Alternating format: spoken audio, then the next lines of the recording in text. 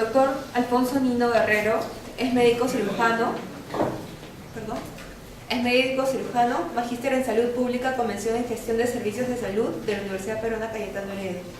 Actualmente se encarga de la dirección de la carrera de Administración en Salud de la Facultad de Salud Pública y Administración de la Universidad Peruana Cayetano Heredia. Su trabajo se ha enfocado en sistemas de salud, desempeño de servicios de salud de primer nivel de atención, calidad de atención en servicios de salud rurales, altoandinos y de la selva, relación oferta-demanda, el análisis de la oferta de servicios, análisis de las necesidades y demandas de la población rural y urbana marginal, evaluación y monitoreo de programas de proyectos sociales en salud. Con ustedes los dejo con el doctor.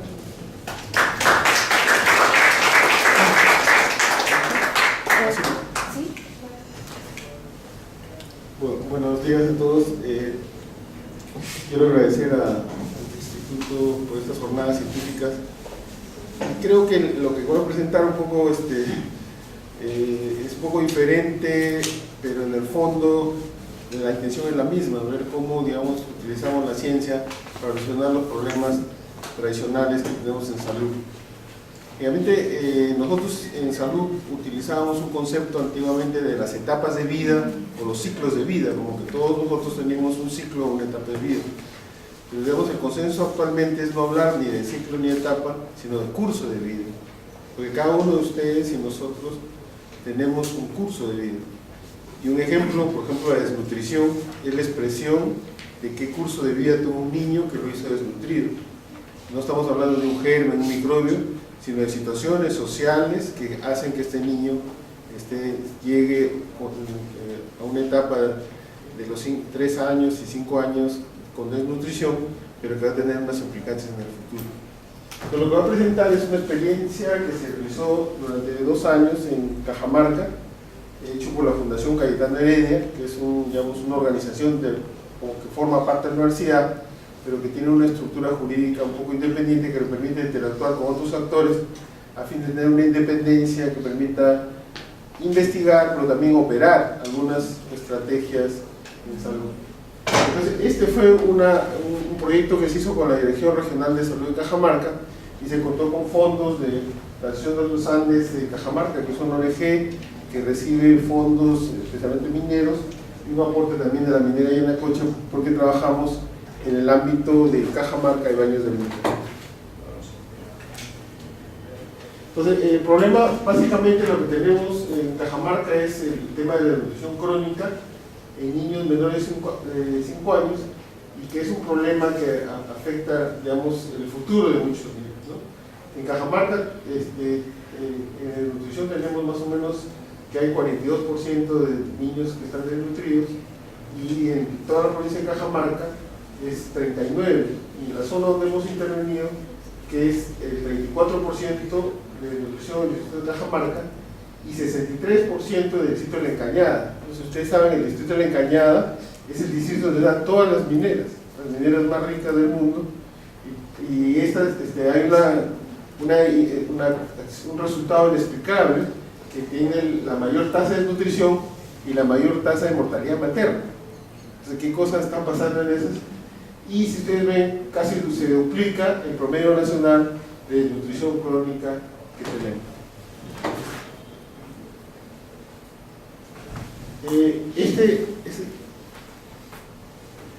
Ese estudio se hizo en 67 comunidades o caseríos, donde participaron 1.631 viviendas, y familias fueron más o menos 2.800. Implica que teníamos muchas familias que vivían en una vivienda, ¿no? Y más o menos casi 9.000 habitantes, y se hizo un énfasis en las viviendas donde había niños, pero también participaron otras viviendas que voluntariamente se inscribieron en este proceso, y algunas también donde habían gestantes. Pero la idea era trabajar en viviendas y familias que tengan niños menores de 5 años.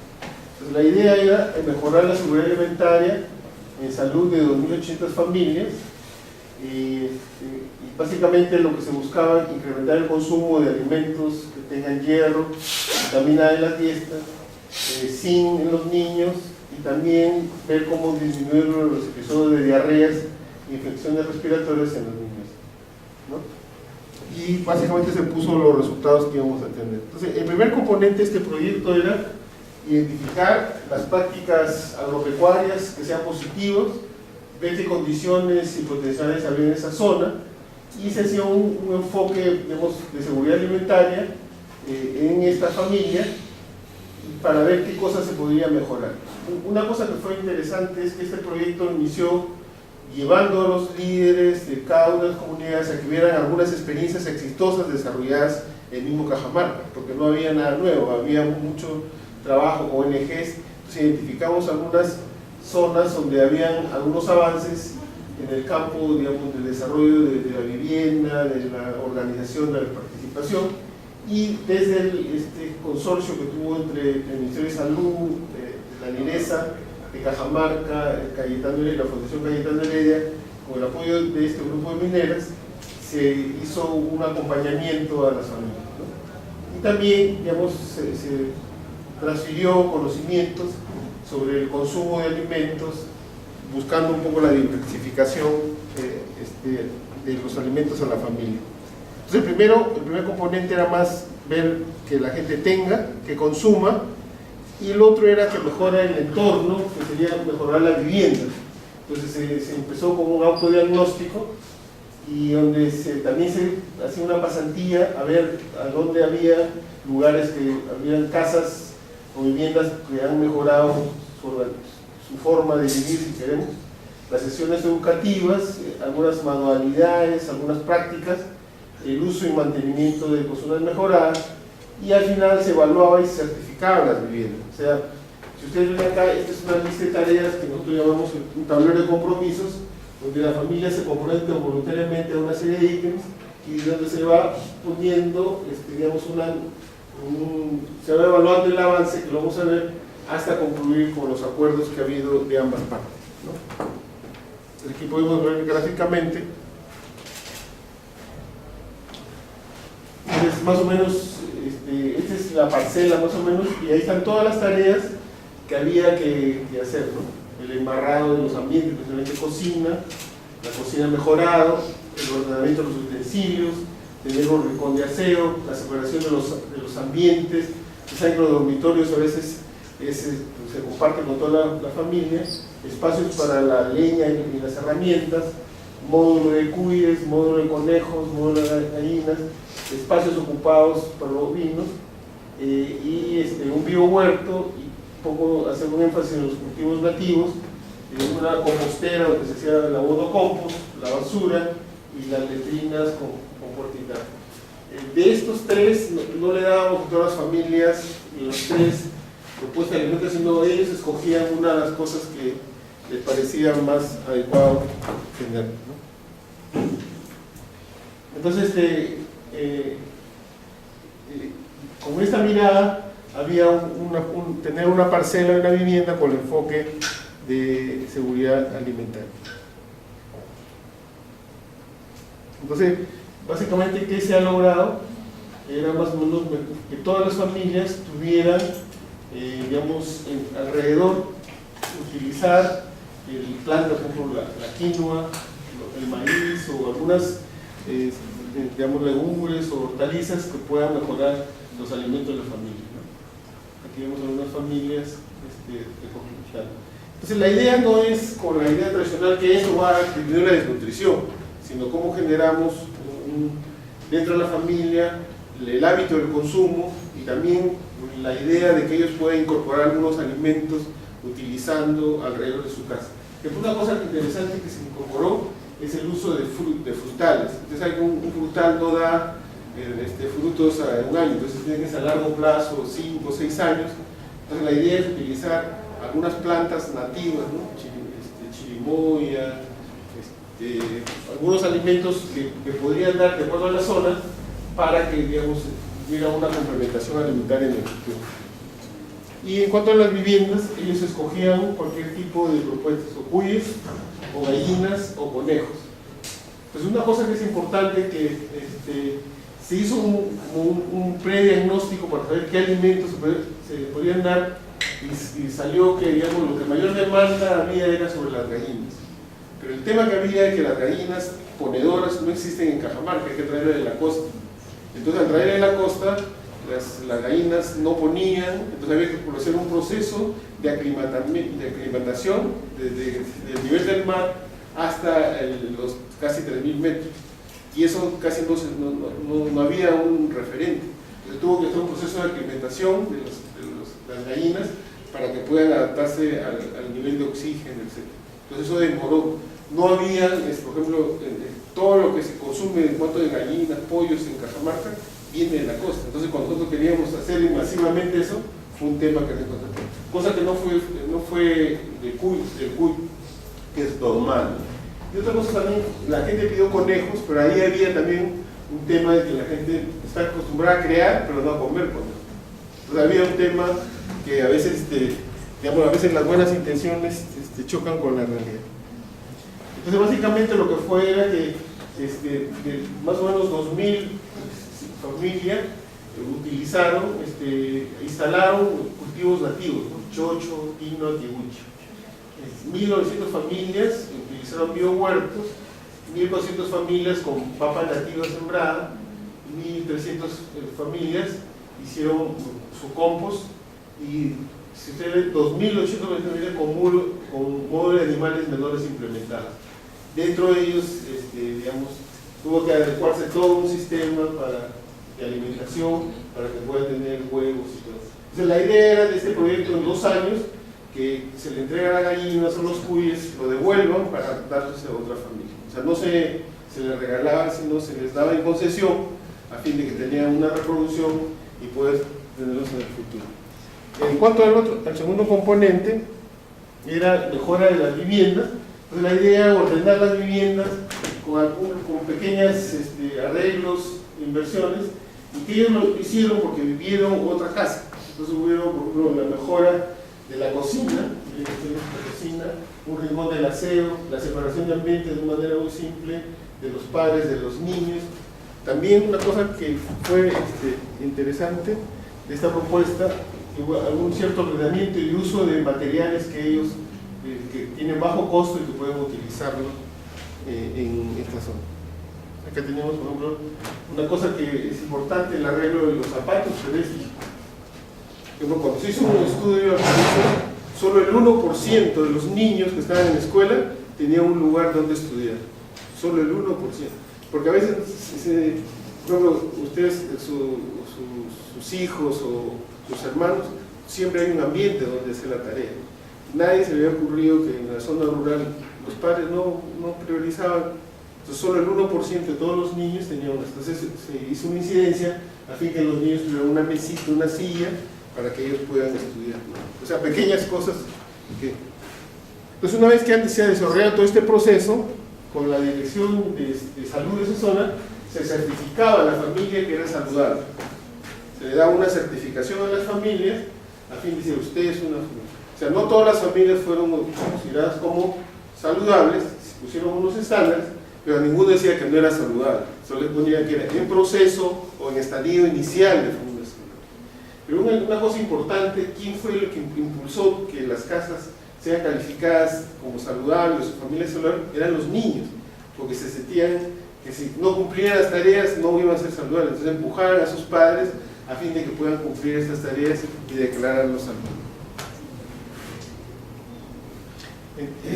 Entonces, más o menos el 90% de los niños menores de 5 años adoptaron estos comportamientos, el consumo de alimentos diverso, el uso de agua saludable, utensilios protegidos, disposición de agua hervida, disposición adecuada, discreta, lavado de manos en todos los momentos y un manejo de un menú semanal. Entonces se daba un menú semanal utilizando principalmente los alimentos de la zona o los productos de esos alimentos, ¿no? Aquí vemos, por ejemplo, el lavado de manos, tanto para los adultos como para los niños. Por ejemplo, según las experiencias que ha habido, dice que para que una persona se lave las manos, tiene que tener por lo menos 15 días de sesiones de por lo menos 3 a 4 horas diarias para que pueda cambiar el comportamiento. O sea, no es que la gente cambie porque escucha. Y eso, por ejemplo, nosotros abolemos el tema de la palabra la charla. La gente no cambia por la charla la gente cambia cuando se hace un hábito. Imagínense ustedes que ahora a esta edad nos enseña la utilidad de cepillarnos los dientes. No nos cepillaríamos. Nos cepillamos los dientes porque hemos creado un hábito desde niños. Entonces, cuando no se crea ese hábito, es difícil. Entonces, si nosotros queremos el lavado de manos en las madres, eso es lo que debemos. Entonces, tiene que ser una inversión de mucho tiempo, acompañamiento, observación, para que la gente pueda cambiar. Aquí vemos el tema que había, era, si bien había disponibilidad de alimentos, era otro tema del consumo. Entonces, realmente se está demostrado que hasta los 5 años uno puede, digamos, adherir un sabor. O sea, como si los niños hasta 5 años no adhieren el sabor de las verduras, nunca lo van a comer, lo van a escupir. Entonces, ¿cómo creamos esta idea de que ellos tienen tempranamente esta adherencia a los alimentos? Porque usted puede estar disponible, pero no lo consume. Entonces, por ejemplo, una de las cosas que había importante en la zona de Juntos, creo que la plata que utilizan las madres es de comprar frutas. Entonces, porque en las zonas andinas no hay fruta. La fruta generalmente está en la costa, en las zonas tropicales. Entonces, una cantidad de dinero lo utilizan en comprar mango, naranja, plátano. Y eso es, es una golosina para los niños que viven aquí. Pero también es nutritivo. Pero también cómo introducir frutas, digamos, en un mediano plazo que puedan crecer en la zona. Entonces, era no solo, digamos, conocer, sino también utilizar esos alimentos. Entonces, ¿qué estrategias, digamos, han sido claves en esta propuesta? Uno ha sido, hay que trabajar únicamente con las caserías y familias interesadas en mejorar. Y esto es una cosa importante. La norma nacional del Ministerio de Salud, que probablemente hizo alguien con muy poca experiencia, dice que hay que trabajar con los más pobres. Y eso no funciona, porque los más pobres están ocupados en otras cosas y entonces no tienen tiempo para hacer este proceso. Entonces aquí hay que trabajar con el que quiere, los voluntarios. Entonces, después, cuando ya la gente ve que funciona, que está desarrollando, el más pobre se adhiere a esto. O sea, la adherencia básicamente es porque ve a otro, es que el otro hace lo mismo. Y también utilizamos en la metodología lo que se llama, cómo hacemos una adherencia positiva utilizando la información de la comunidad. Si tenemos, por ejemplo, una comunidad que hay 20% de nutridos, quiere decir que hay 80 que están bien nutridos. Entonces, ¿por qué en ese territorio hay 20 desnutridos y hay 80 que están bien nutridos? Entonces, buscamos un análisis, digamos, cruzado entre las familias para que vean qué cosa está pasando que hace que tengan desnutrición unos y otros.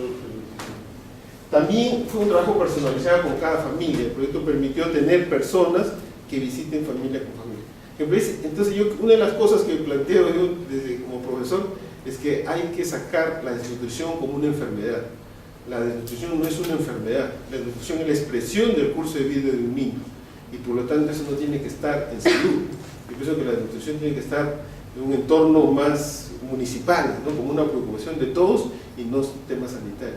Y eso creo que ha sido un gran error y por eso es que tenemos desnutrición, porque pensamos que la desnutrición es una enfermedad y por lo tanto salud tiene que ver. Salud es un elemento importante, pero este proceso no puede desarrollarse si es que no tenemos ingenieros agrónomos, si no tenemos profesores, toda una serie de actores que van a ayudar. También se articuló con acciones del sector salud y proyectos que tenían que ver con la nutrición en la zona. Es una cosa importante la organización, que la gente haya una organización comunal y que la misma comunidad participe en la vigilancia nutricional y la vigilancia de salud de las personas. También el aporte de recursos, que era importante, o sea, hay que dar plata, hay que invertir con las personas, pero también que la gente valore el conocimiento, o sea, aprender nuevas tecnologías, nuevos conocimientos. También una cosa que fue importante, y esto es la competencia, o sea, es decir que las personas que cumplen estas cosas tienen un certificado que son saludables, ¿no? Y también se buscaba que hubieran familias líderes. Hacemos un balance, más o menos podríamos decir que la variación constante de las familias hubo, entonces, esto era como, nosotros al comienzo pensábamos trabajar con 1.600 familias, terminamos con 2.800.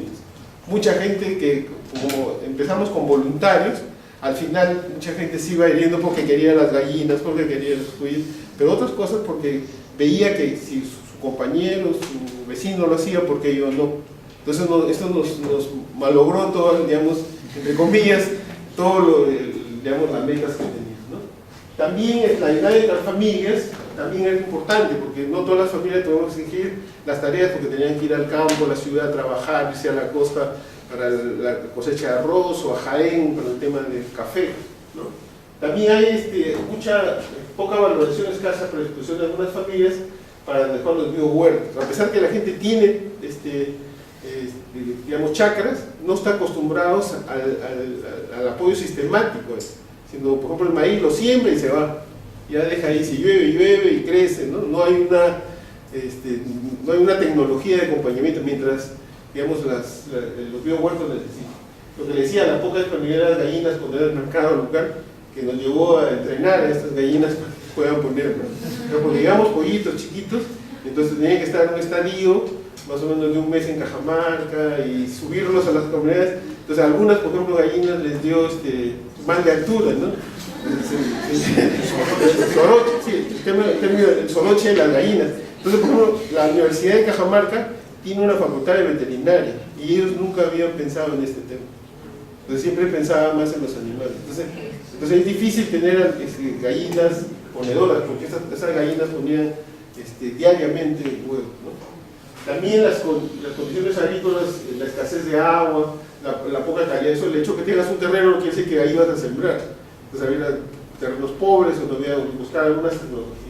El tema también, cómo el proyecto se articule con el calendario agrícola, y también hubo el tema social, ¿no? El proyecto Conga y todas esas cosas, que entonces, por ejemplo, había temor del personal de salud porque el presidente regional es antiminero, entonces el personal de salud por lo iba calladito para apoyar estas cosas, porque tenía temor a que lo sancionen, etc. Porque ya se volvió un tema político, ¿no? Entonces también hubo un involucramiento de las autoridades comunales, la organización. También hay que digamos, ordenar las cosas de acuerdo al calendario, la instalación de biohuertos, evaluar con mayor, digamos, las condiciones favorables. En esta casa es posible tener biohuerto, en otras no.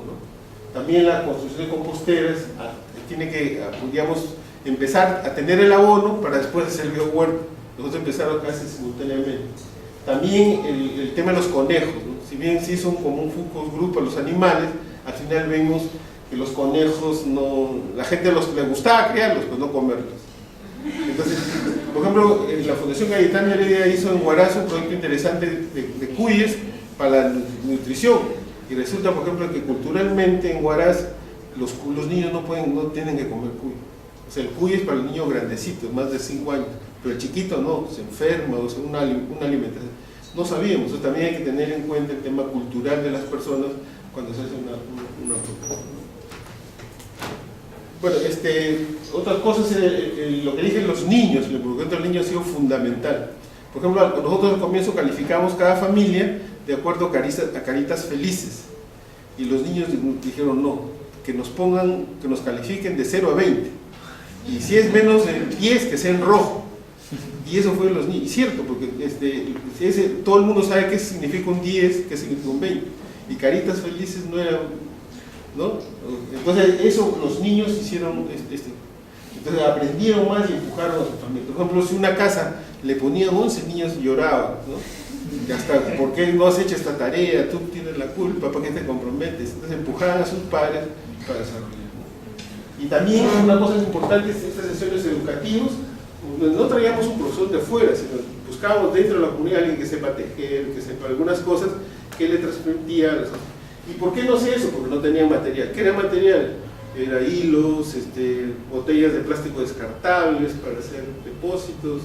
O sea, la creatividad fue mucho importante. También es importante utilizar material educativo, y también lo que hacíamos es una especie de concursos permanentemente de alimentos, quién prepara mejor estos alimentos, etc. Pero estamos en la idea de, digamos, sistematizar toda esta experiencia, ojalá podemos compartirlo con ustedes. Pero quiero mostrarles una foto, y eso también servía también para hacer seguimiento al personal de apoyo, ¿no? Porque no decía, no, que me fui a ir, la señora no estuvo, no sé cuánto. Entonces, ¿no? Entonces, como ustedes ven, hay personas que han cumplido todos, pero otras que están en blanco, o sea que no cumplió la tarea. Entonces fue una buena metodología para el campo social. Bueno, más o menos quería resumir para no pasarme el tiempo, esta idea de que yo creo que la investigación en el campo social, primero, no debemos dejarlo solo a los sociólogos, antropólogos, también podemos entrar otras áreas interesados de encontrar un cambio a este tema social. Porque acá en el campo social no es 2 más 2 es 4, sino 2 más 2 no sabemos qué va a salir. Depende del interés de las personas, del contexto, del nivel educativo que puede tener. Pero lo que sí es, creo que había un gran error en el campo de la nutrición de poner el tema de la desnutrición como una enfermedad, y por eso es que no avanzamos. Y esto, por ejemplo, un tema que la historia nos ha dado es que antes, por ejemplo, nosotros, el sistema de agua potable para zonas rurales también estuvo en salud. Ahí es el sistema, ¿no? Entonces tenemos José Santiago Rojas y María Salinas Zambrano. Pues todas sus tareas, y están los niños que eran los guardianes. Se cumplen, ¿no? Entonces tienen que cumplir todo este proceso. Entonces hizo el diagnóstico, tiene su pozo de basura, no requiere, ya que cuenta con espacio reducido, no tiene para la compostera, tiene su huerto que con el aseo, su cocina, como era antes y como está ahora, ¿no? La letrina, el pozo de basura, compostera, el huerto, etc. Entonces cada uno por cada familia. Entonces, bueno, es cómo podemos utilizar otras metodologías mucho más, y eso es visible porque es una interacción con las personas.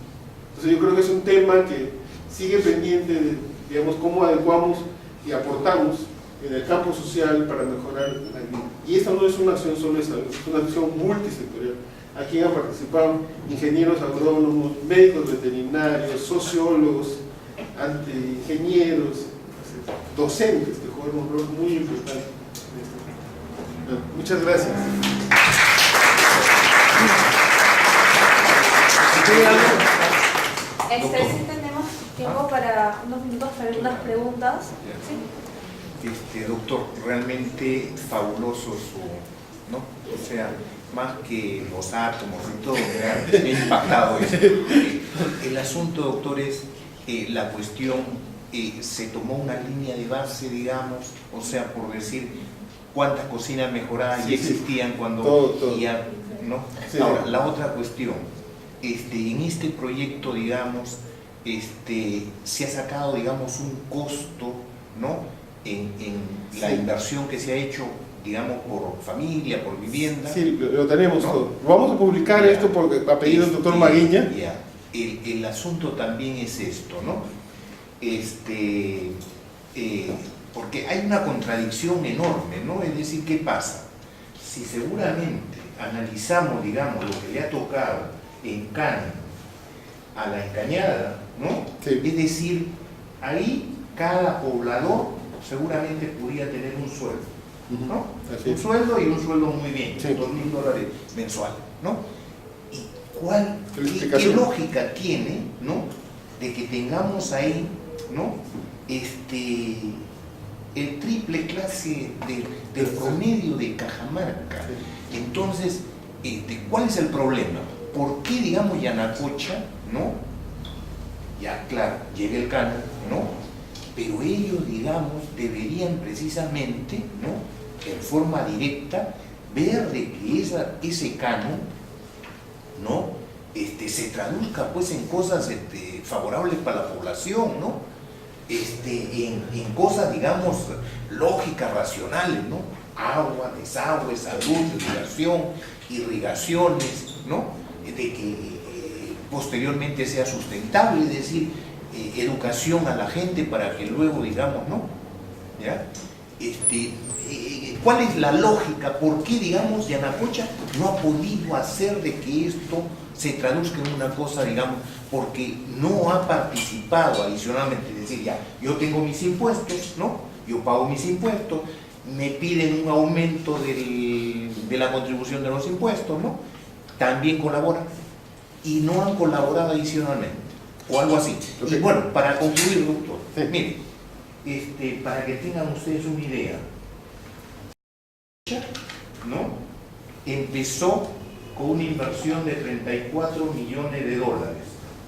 Empezó con una reserva de 1 millón de onzas de oro.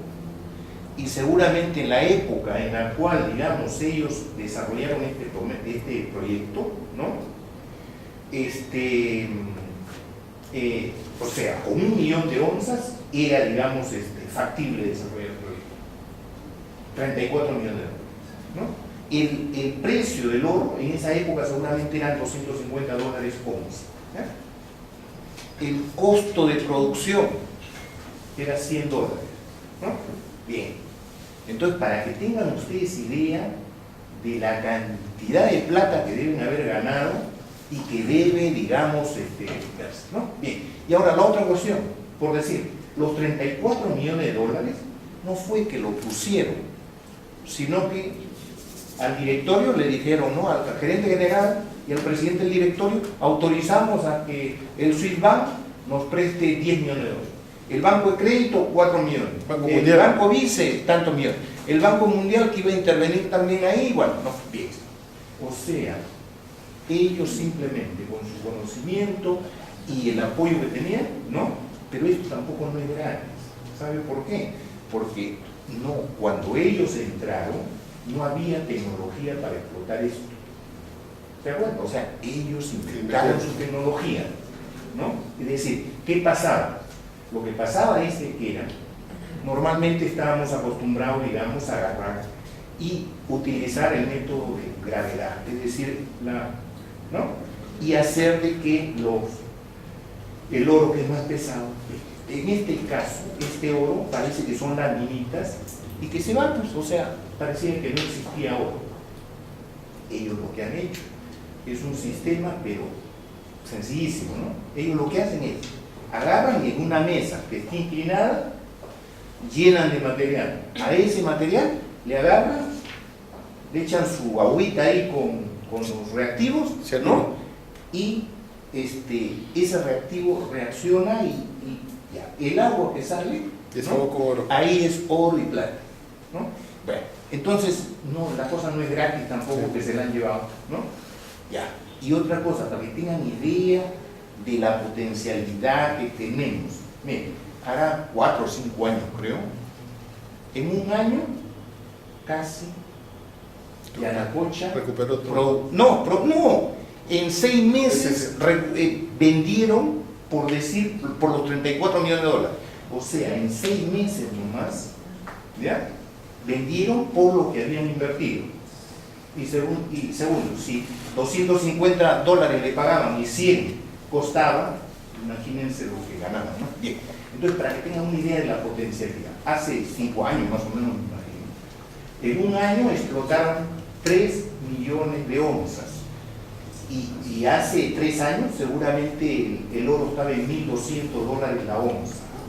O sea, imagínense la cantidad de plata, eso por uno. Por otro lado, hace 3 o cuando sacaron los 3 millones de onzas en un año, la proyección que había de reservas, creo que eran 25 años, algo así. O sea, imagínense, digamos, la cantidad de oro que debe haber ahí, ¿no? Entonces, pues es algo absurdo, por un lado, que no explotemos, ¿no? Porque eso, mientras esté en la tierra, no vale nada, pues, ¿no? Hay que explotarlo, pero hay que explotarlo y transformarlo en beneficio, pues. No puede ser, digamos, esas contradicciones no pueden ser. Ahora, doy otra cuestión. Mire, no, para cerrar la cuestión, acá estamos viendo, digamos, los casos, digamos, de pobres, ¿no? Esto, digamos, seguramente lo podríamos replicar en los pueblos jóvenes. Pero esto que usted ha puesto, también lo podríamos replicar acá en Lima y en, digamos, ¿no?, la gente más acomodada. Si ese ejemplo que usted pone, ¿no?, lo replicamos acá, mire, ¿cómo así? Hay gente muy gaga que a sus hijos lo tienen totalmente descuidado, ¿no es cierto? ¿No? O sea, mucha gente que tiene cualquier cantidad de plata. Entonces, ese ejemplo podríamos hacer así. Es decir, este joven, por ejemplo, es un joven destacado, el mejor de la, ¿no? Entonces, otros niños, ¿no?, que son yo le hablo, por ejemplo, de Alpamayo, de Newton, ¿no? Entonces, estos jóvenes, llevarlos ya, ¿no?, a las casas y con esa familia, con esos padres, encontrar cómo es que ha hecho para que su niño, digamos, ¿no? Renta, ¿se da cuenta? Entonces así, ¿no? Ese ejemplo que usted ha hecho, ¿no? Podríamos replicarlo en todos los niveles y así mejorar en forma general, ¿no? Yo creo que ¿por qué esta? Yo creo que una cosa es la esquizofrenia del Estado. Este proyecto debe ser imposible realizarlo a través del Estado. O sea, el alcalde que quisiera invertir en mejorar una vivienda va preso por la inversión de fondos.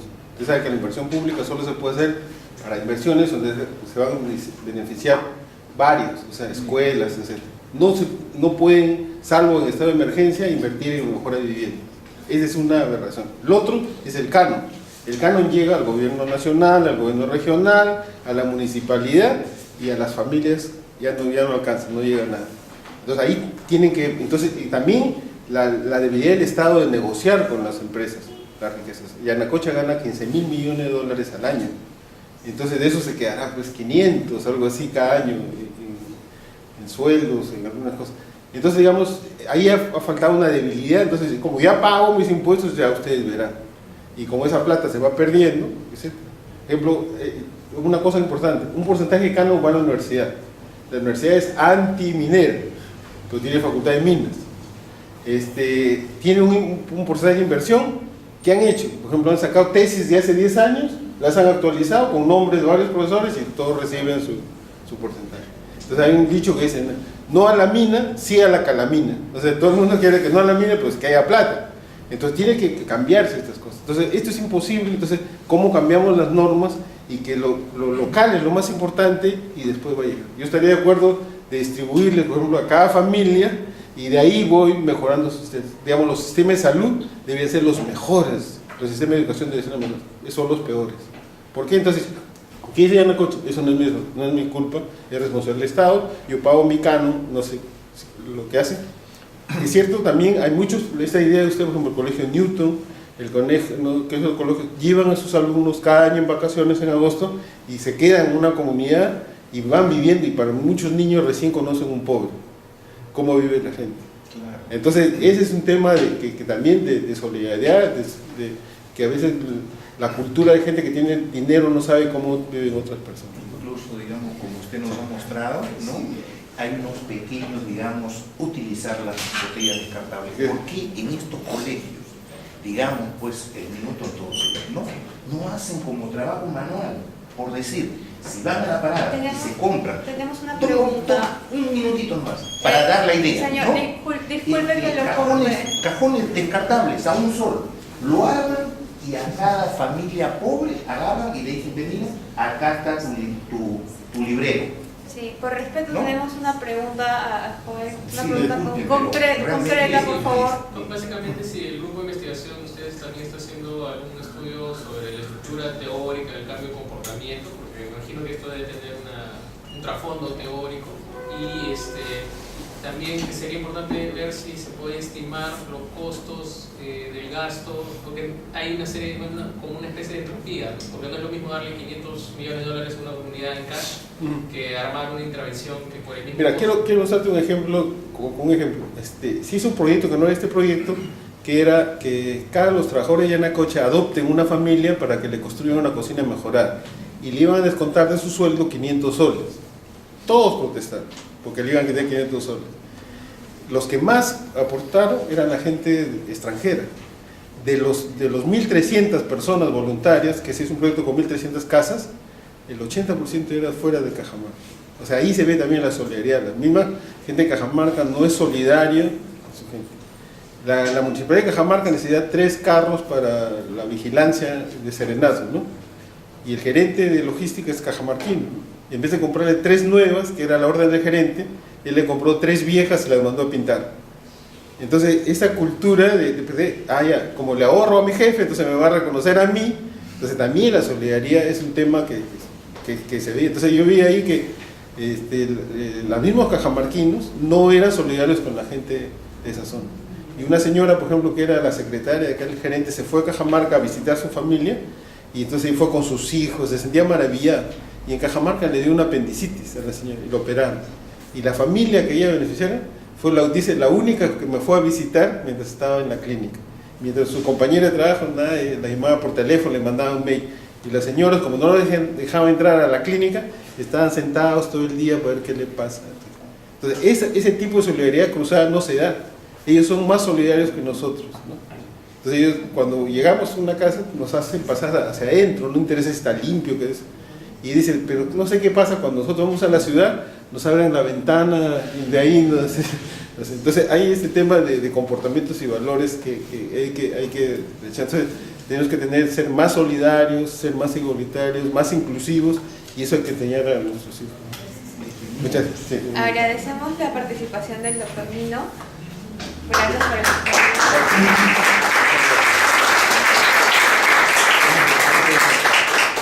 Agradecemos la asistencia de todos ustedes. Esperemos que todas las presentaciones hayan sido de su agrado y aparte que los hayan cumplido con los objetivos y las expectativas que ustedes han tenido. Nada más que decir, damos por culminada la sesión de conferencias de la Universidad Peruana Cayetano Heredia.